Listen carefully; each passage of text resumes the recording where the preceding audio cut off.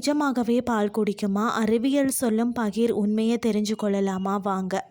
என்னென்னு சொல்லி பார்த்தீங்கன்னா, நமது கலாச்சாரத்தில் கிராமங்களில் இருந்து நகரங்கள் வரை பலரும் பாம்பு புற்றுகளுக்கு பால் ஊற்றி வழிபடுவதை நம்ம சாதாரணமாக பார்த்துருப்போம்.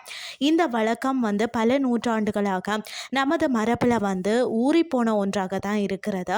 நாகப்பஞ்சமி போன்ற விசேஷ நாட்களில் கூட புற்றுக்கு சென்று முட்டையும் பாலும் வைக்கிறது ஒரு பாரம்பரியமான ஒரு வழிபாட்டு முறையாக கூட இன்று தொடர்கிறதுன்னு தான் சொல்லணும். ஆனால் அடிப்படையில் ஒரு விஷயம் பலருக்கும் ஆச்சரியமாக இருக்கும். அது என்னென்னு சொல்லி பார்த்தீங்கன்னா, உண்மையிலேயே பாம்புகள் பாலை குடிக்குமா என்பது தான் இந்த ஆன்மீக நம்பிக்கைக்கு பின்னால் மறைந்திருக்கக்கூடிய அறிவியல் மற்றது வரலாற்று உண்மைகளை தெரிஞ்சு கொள்ளலாமா? வாங்க. பொதுவாக பார்த்தீங்கன்னு சொன்னால், விலங்கியல் கோட்பாடுகளின்படி பாலூட்டிகள் மட்டுமே இயற்கையாகவே பாலை குடித்து செரிக்கக்கூடிய திறன் பெற்றவை. ஆனால் பாம்புகளோ ஊர்வன வகையை சேர்ந்தது. இவற்றின் உடல் அமைப்பில் பார்த்தீங்கன்னா, பாலை குடித்து ஜீரணிப்பதற்கான எந்த ஒரு இயற்கையான அமைப்பும் கிடையாது. பாலில் உள்ள ஆக்டோஸ் என்ற சர்க்கரையை செரிக்க வைக்கும் என்சைம்கள் பாம்புகளின் உடல்ல அறவே இல்லை. இதனால் நாம் அன்போடு ஊற்றக்கூடிய பால் அவற்றின் உயிருக்கே மிகப்பெரிய உலை வைத்துவிடும் என்பது பலருக்கும் தெரியாத ஒரு பகிர் உண்மையாக தான் இருக்கிறது.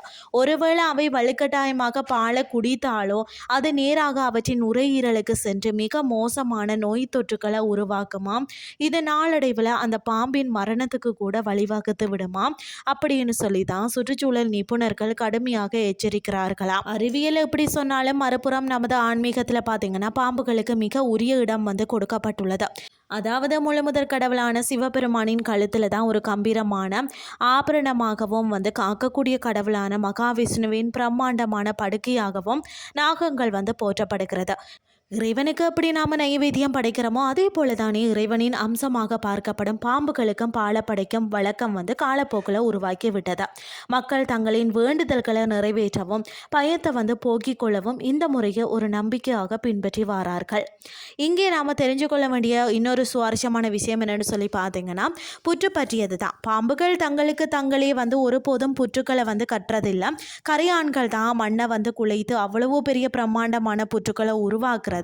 அந்த கரையான்கள் எப்போதாவது அந்த புற்றை காலி செய்துட்டு போனாலோ அல்லது புற்று சற்று பழசாகி விட்டாலோ அதை தேடி சென்று பாம்புகள் தங்களின் வசதியான தங்குமிடமாக மாற்றிக்கொள்கிறதா.